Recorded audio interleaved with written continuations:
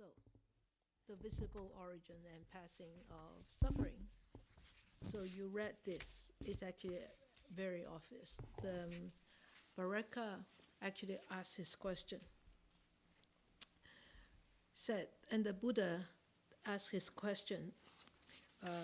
The Buddha then answered him, right?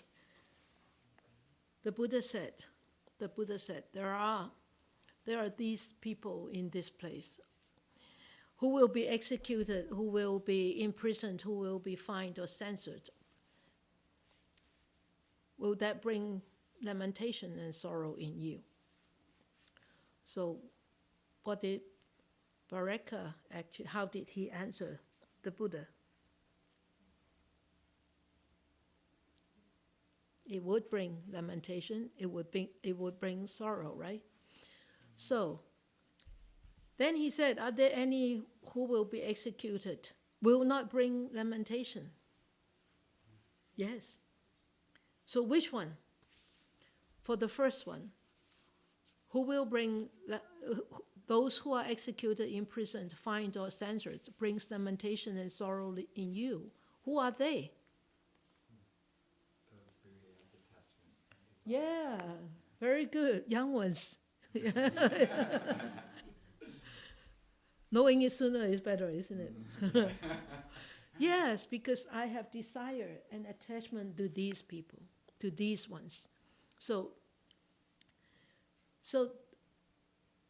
what are the why? So what are the one who won't bring sorrow and lamentation? No attachment, of course, right? So easy. So no, because I have no desire and no attachment to these ones. So these are the people. These are the people that we attach to, we have desire to be with, and if they are executed, if they're imprisoned, if they're fined or censored, it will bring lamentation and sorrow to us. But that is too serious. Let us say not executed, let us say not imprisoned, let us say not fined, or let us say not censored. Let us say they just go on Friday night to the pub and not come back at 12 o'clock, and you're the wife or the girlfriend. Will you still worry? Will you still sort of lament? Or will you get angry when they come back at 1 and got drunk? You said, what are you doing? And you didn't even call, blah, blah, blah, blah, blah. Right? So we don't need to be so serious, like executed. That's like too serious. Little thing. They promise to call you, they promise to be home, they promise to bring you this, and they don't do it. You already start to be sorrow. You already start to lament. You already start to get angry. So that's the visible origin and passing of, that's the visible origin of suffering. Not yet passing. The passing of suffering actually comes a long way, right? But the origin of suffering actually is causing a lot of, is causing a lot of all further lamentation.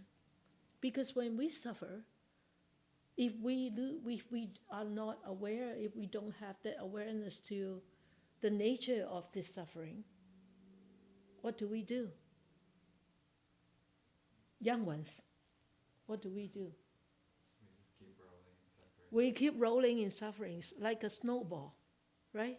And because we are not aware, we are not clear about the nature of this suffering, and we don't have that kind of clear mind, right mind, to stop rolling in that suffering.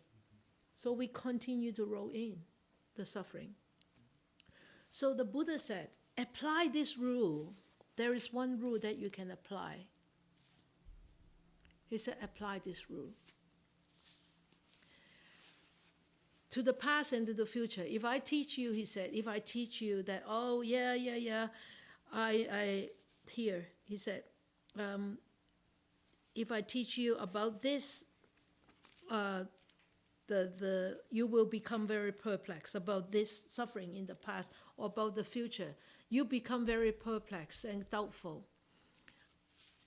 Whatever arose in the past or that arose in the future, right? You become very perplexed and you will become very doubtful. But sit down here right now, I'm going to teach you the present, right here. That's what he said here, right? So he said, these are all rooted in desire. Because I want him or I want her to come home. I want this to happen. And it doesn't happen.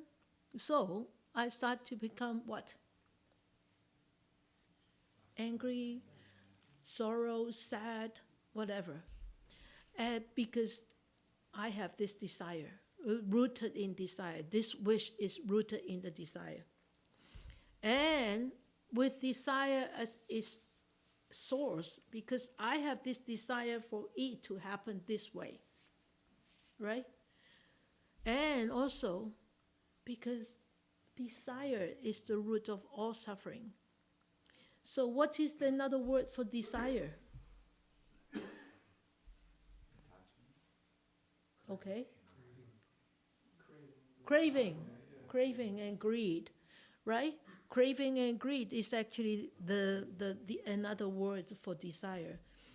And because the craving and the greed is so strong, it's like the roots of a tree. It crosses right deep into our mind.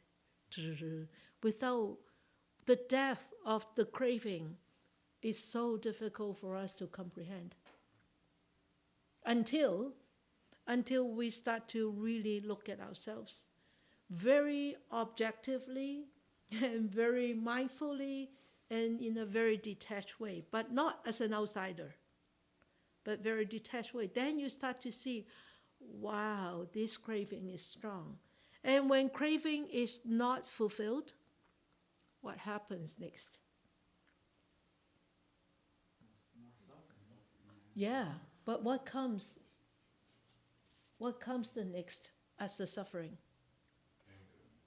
Anger. Yeah, you get angry, right? You get angry. So anger actually has its roots in craving. And craving has its roots in desire. And desire has its roots in attachment has its roots in ignorance. Good. Ignorance, because we are so blind, so we become greedy without knowing. And because we are so blind, we react to not being satisfied with anger. Yeah? So remember, sufferings, the word suffering in Pali is dukkha, and dukkha just doesn't mean just suffering. It means unhappiness. It means dissatisfied. Yeah? And it means sorrow and lamentation. Okay? So he said, apply this rule. Apply this rule what? Which rule? It is to actually see it that is this is the desire, and this is the attachment. So the Buddha asked him, okay, there are headmen in relation to some people in this place. Lamentation will arise because if they were to execute, you won't become sorrow. But if they are somebody that you desire, you will become sorrow. So he asked him, what about your son, Saravasi? If you don't hear anything about Saravasi, remember on this passage is that the headman said, well, I will send a servant, a maid, to go out to get the news back whether Saravasi has arrived to his place safely or not. And if he hasn't come home, so at least I know that he is safe. Then the Buddha said, ask him, what happens if you don't hear anything about him? Then I will start to worry about his son, right? Then the Buddha asked him, if your son were to be executed, would sorrow and lamentation and pain arise in you? And he said, of course, I will. I will be sorrow. I will be lamented. I have lamentation, and I will feel pain. And then the Buddha further asked him, what about your wife? What about your wife? Or a woman? A wife, yeah. Before you know your wife, would you become sorrow if he got executed, if she got executed? Or will you feel lamented if she got executed? No, he said no, because I don't know her. But when it becomes your wife, you see? Wife and husband, son, children and siblings. These are all the causes of lamentation.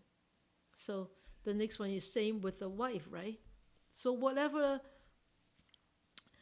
the Buddha said, whatever suffering arises, all that arises in are because they are rooted in desire. It's the same with desire as its source. Desire is the root of suffering. So does it mean the Buddha said, okay, don't get attached to your loved ones. Don't get you chuck them out, or you don't get married, or you don't do anything, or you get married, you get divorced? No. So what should you do? You have to recognize impermanence in the relationship, and you have to recognize what else?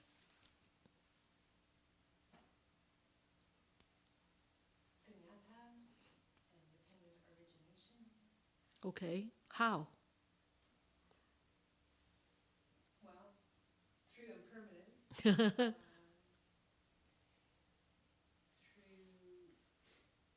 I guess getting space, not claiming ownership. Okay, good, very good. Not claiming ownership, and also one very important aspect is to what? You said that actually dependent origination. That's a karmic relationship, right? It's a karmic relationship. And if this relationship is meant to be this way, because of karma, right? Then you need to what? You need to actually take a step back and lament less, and sorrow less, and pain less. Less painful, less sorrow, less lamentation. Because you start to see this is meant to be. So does it mean fate then? How? Why not? You're not really saying that it's fate. Huh? You're not saying that it's more karmic based. It's karmic fate, but isn't it fate? It's meant to be. You kind of have the choice though. How Exactly. To react to it. How? Yes. That's the difference. Actually, how to react to it, how to deal with it, Yeah. how to deal with that situation at that moment, and that actually gives you the future of how this relationship could be, or how you deal with this relationship, your attitude. That's very different with fate. Yeah. Fate is you just accept it, Exactly. and you don't do anything. You don't change, you don't correct, you don't recognize. You don't change your way of thinking, you don't change your way of dealing with it. This is my fate. This is what it's meant to be. But when we start to recognize is this actually a karmic relationship, then we see, okay, There must be reasons from the past to make it happen like this. And if I don't have that wisdom to recognize it yet, but yet I know in the background there are reasons that I don't recognize. And let me try to see how I can actually change my attitude to deal with this, rather than beating yourself, hitting yourself like crazy and all that. You start to sit and just watch these emotions arises, and just watch this emotion go away. And sometimes it could be like a tsunami, sometimes it could be like a typhoon, sometimes it could be a hurricane, but sometimes it could be just like wind passing by. Okay? So we need to start to see it that way. And it doesn't matter, it doesn't mean that the Buddha asks us, you just go away from everybody, you just be on your own. No, we are a pack. We live in pack, right? We're a pack animal. We are pack mammals. We are human beings. But we grow among human beings, we grow with each other. But the Buddha asks us to recognize that, to realize that these are all rooted in this desire. And this desire is rooted in this ignorance. So we need to recognize that. When we start to recognize that, we are less ignorant than before. So each time we recognize a little bit more, then we become less ignorant. That's how we actually change. That's how we actually correct. That's how we actually improve and progress. Yeah? Good. So,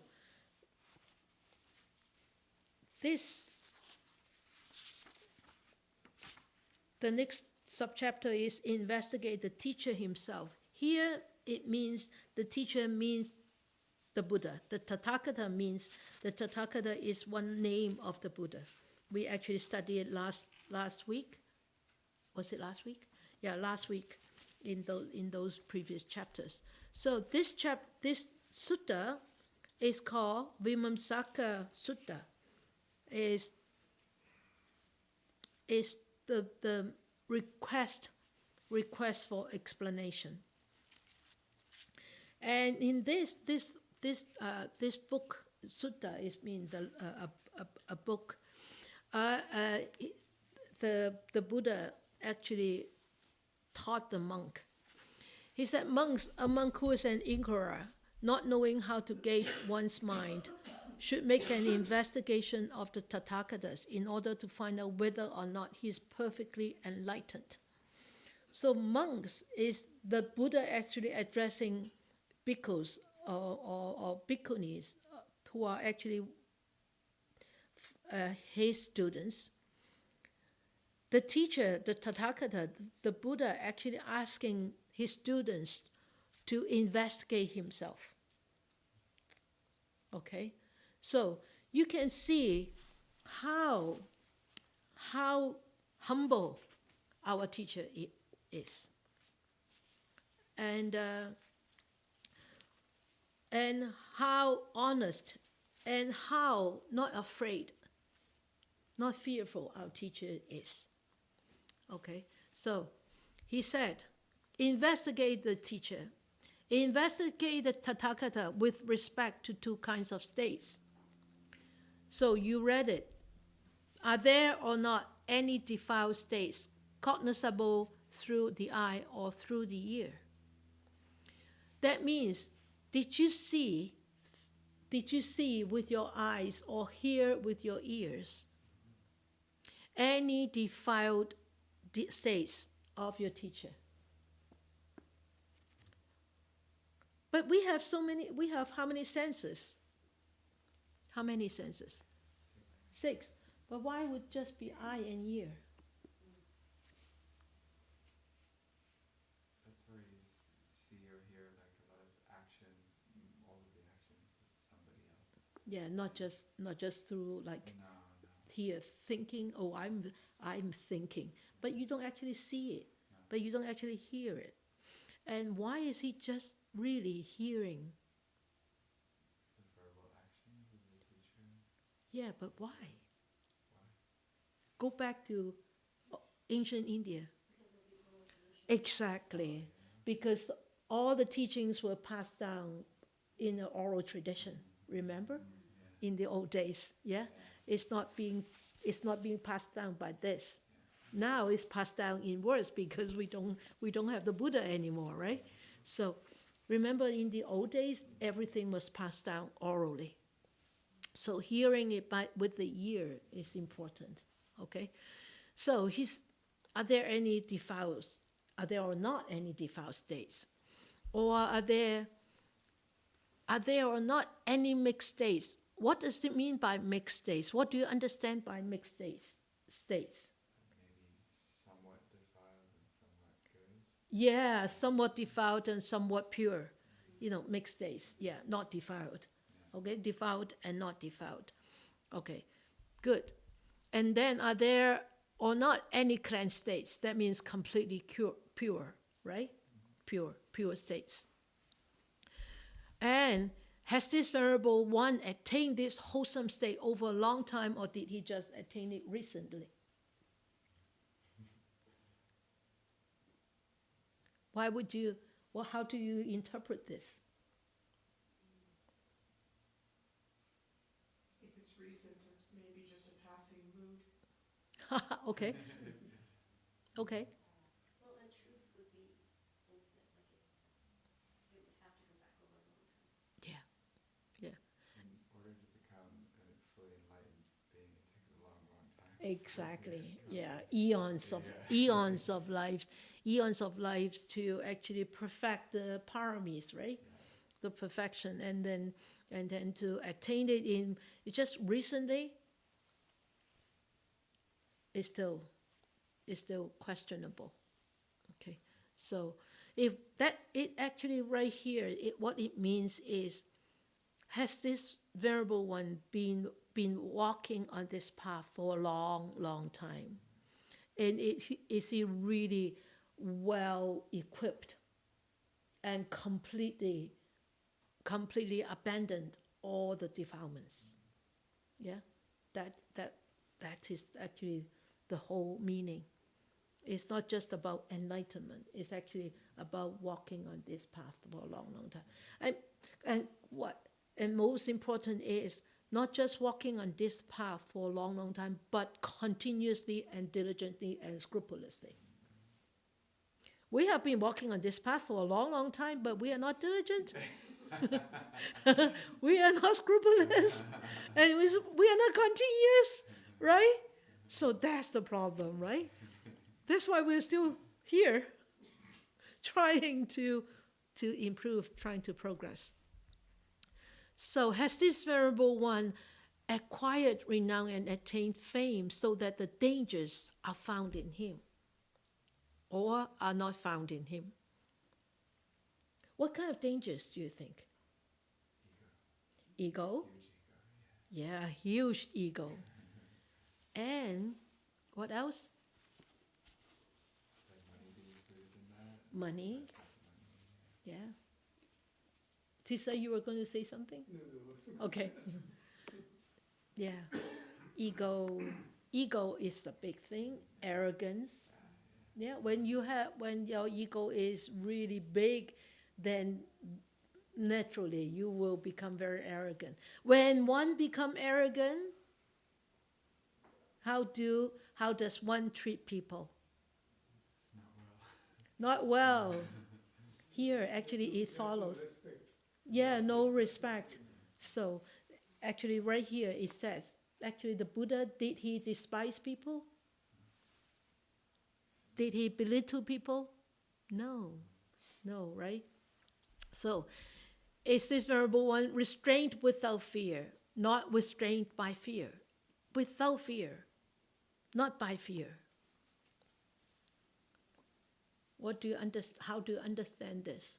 Without fear. I'm not fearful. But if I'm restrained by fear, is I'm scared I will fall, that's why I don't walk over there. I'm walking over there, I'm not afraid to fall. Right? It's two different views, completely different views. So the Buddha is not afraid. Is not afraid of Mara. So when he was sitting for his to strive for his enlightenment, he wasn't afraid of Mara, but he knows Mara will be there. He did not restrain himself because he was afraid of Mara. He restrained himself because he knows restraining himself is the first step, very first step towards enlightenment. So, people abide by the law. People abide by the precepts: not to drink, not to kill, not to take intoxicants, not to commit adultery, and not to steal, because they are afraid that they will be caught. They are afraid of punishment. They are afraid of breaking my precepts, then I will lose all my parami. Right? You are afraid by fear. So you restrain yourself by fear of losing the parami, by breaching the precepts. But he wasn't afraid because he will never breach. Because the precepts are natural. The restraint is natural. But whereas we need to start off is restrained by fear first. And then when we become better, we don't need to be restrained by fear. We will be restrained without fear because it comes naturally. Okay? So does he indulge in sensual pleasures because he's without lust through the destruction of lust? He doesn't indulge in the lust. He doesn't indulge in the essential desires because he is completely free from lust. Right? But yet, we are not yet. We are not. So we need to be very diligent in working towards this. But also, remember what the Buddha said is, do not go to too far extremes, right? One extreme is what? Indulging in every single sensual pleasure. Yeah. What is the next extreme? Yeah, severe deprivation, mortification, right? So either end is not right. So walk on this middle path, but don't take that as an excuse. Okay, don't take that as an excuse. So here he says,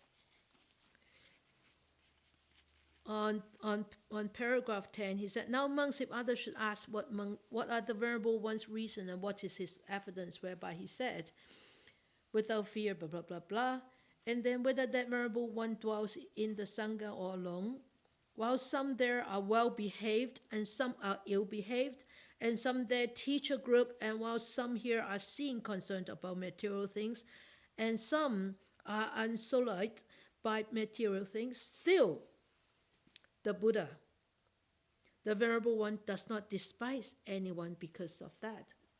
Why? Why?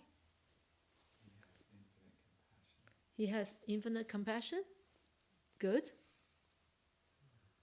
And also, very important, detachment.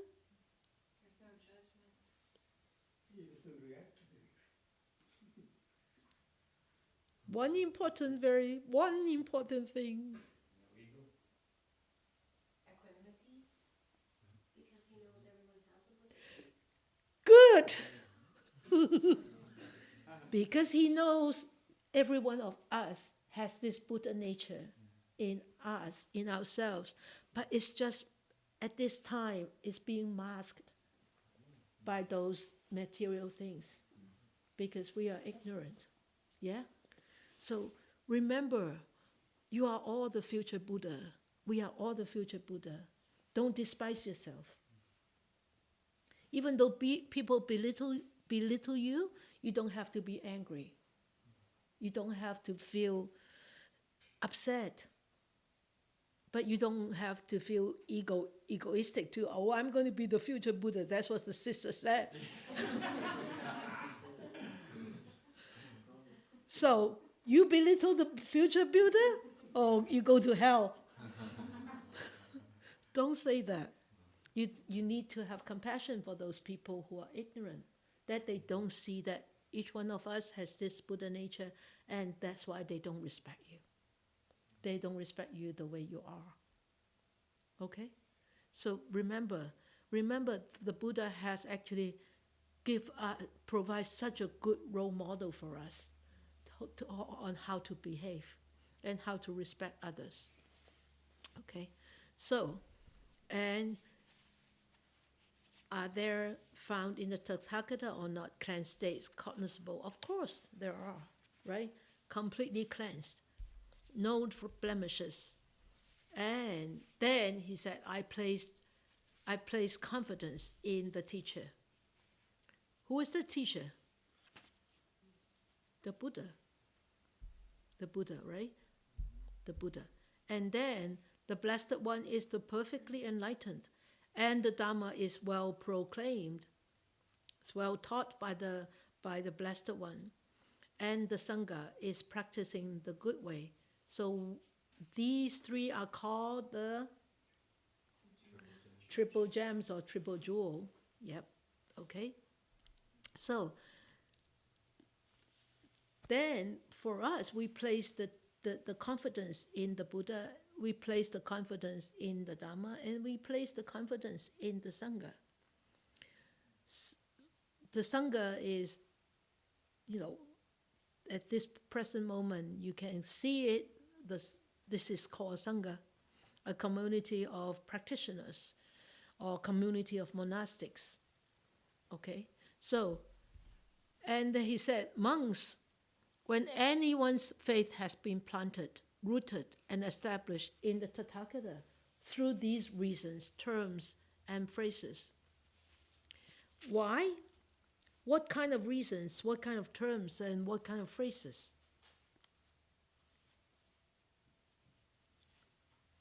Remember the last chapter? It's really not the last chapter. Last little passage, remember? The Dharma is good in the beginning. The Dharma is good in the middle. And the Dharma is good in the end. Isn't it? Anything so good, why aren't we placing our confidence in there? We should, right? And because the Dharma is so good in the beginning, in the middle, and in the end, so is the Buddha. Because the Buddha actually relied on the Dharma to become enlightened, right?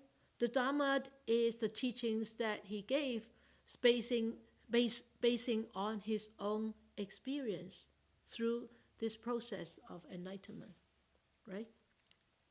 So he said, monks, when anyone's faith has been planted, rooted, and established in the Tathagatas through these reasons, terms, and phrases, his faith is said to be supported by these reasons and rooted in vision, firm, supported by reasons, and not necessarily could be rooted. Let us see, so many people are actually studying the Dharma, reading Buddhist books, so many. But is their faith actually rooted in vision? Very firm? No. No. You are very rare. You folks are very rare. Still in the West, very rare. Because your faith is what is the Pali term for faith? Start with S. Sattha. Yeah, sattha. Faith is not blind faith. What he actually said, remember what the Buddha always say is, you need, from the last chapter, from the last week, the Kalama tribe, you need to what? Experience my teaching first before you actually believe that. So here is you need to actually verify the behavior of the teacher to the teachings before you start to root your faith. But once you verify, then have faith, really firm faith, no wavering, no wavering, and establish yourself in that vision. Because why? No ascetic, no Brahmin, Diva, Mara, or Brahma in this, anyone in this world can see this. Okay, so remember,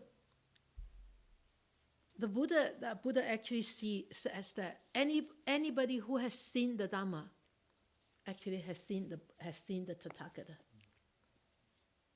And the Dharma is really this comprehensive set of ways for us to adjust, to change, to correct ourselves, bodily, verbal, or mental actions, so that we could actually start to improve and progress in this life and paving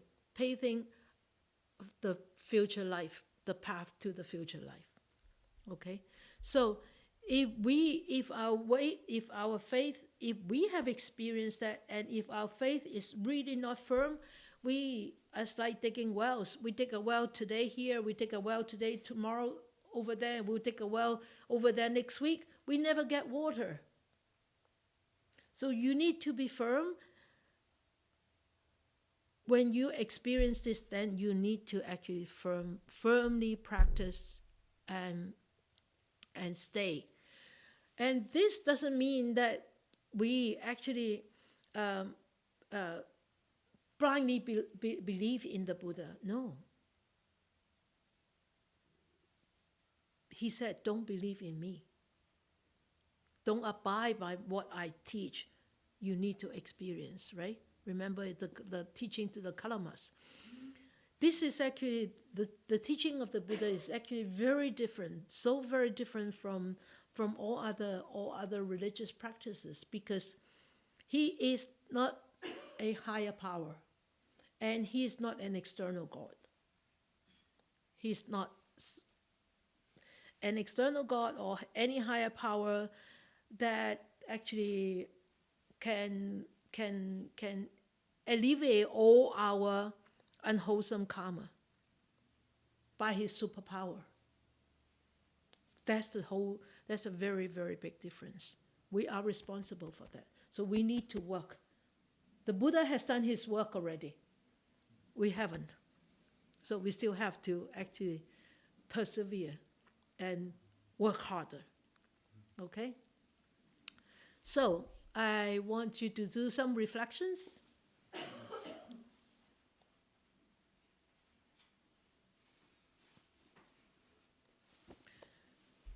The first is, some of you have taken the refuge in the Buddha, in the Dharma, and in the Sangha. Means that some of you have taken, really formally, right, with me or with me in this Sangha, have taken this triple gem.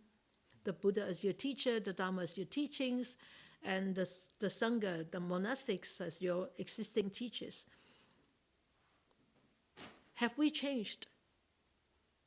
Have our life changed? Have our mind changed?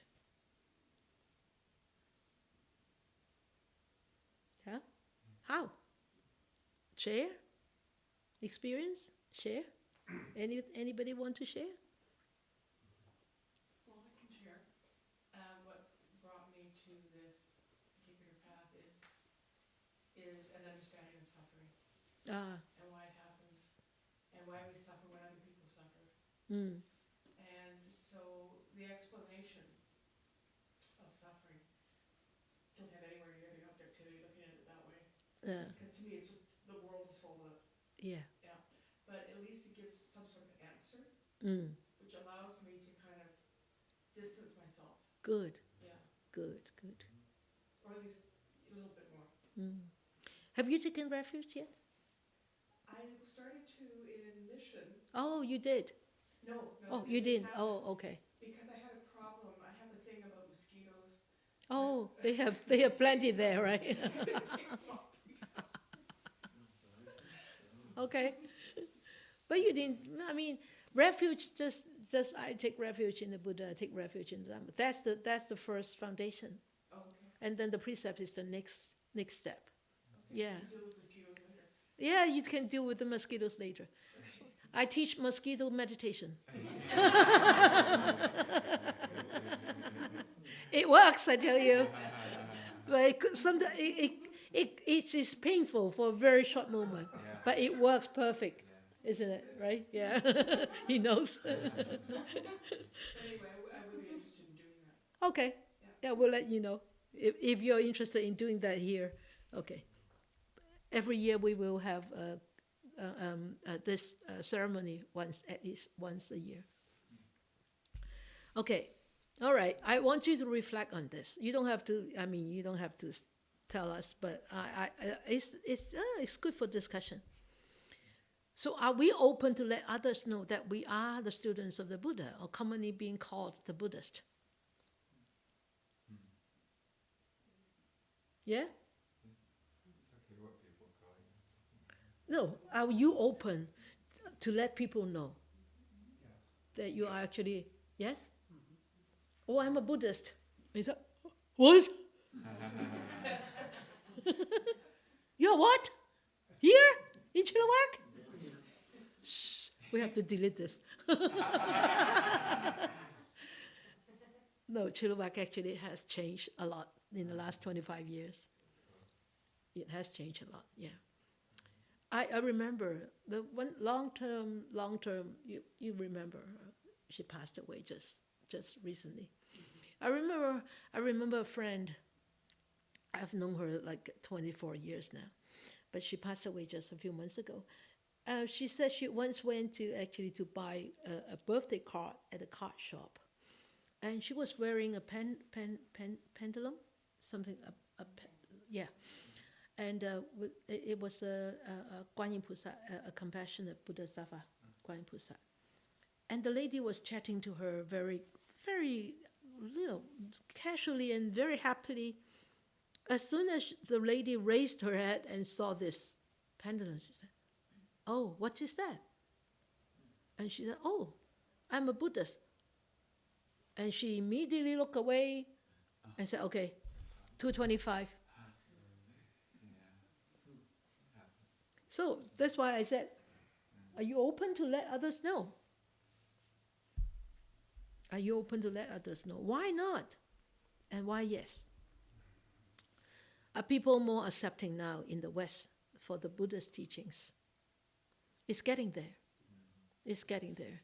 It's 210 years in Canada, right? 1898. Yeah, 1898 or 93. Can't remember the exact date. 18. I think in schools now, they encourage people to do mindfulness. Yeah, but mindfulness is not. It's different. It's different. Okay, that's secular mindfulness. Very different. Okay. And we're not allowed to connect it. Exactly, you're not allowed to connect it with religion. I remember when I used to teach in school meditation, they have to sign waiver.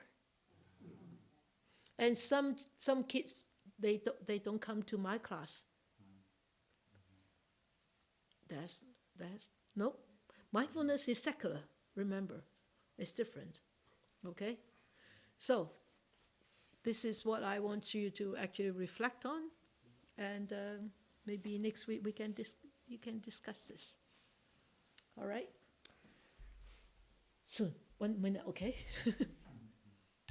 Okay, let us dedicate our merits. May these blessings extend to all, that we with all the other living beings together will attain the Buddha way. let a good thought arise in our mind. May more and more people will encounter the words of the Buddha, study them, practice them, and help themselves to liberate themselves from their own sufferings, miseries, and be truly, ultimately, be happy, be peaceful, and be liberated.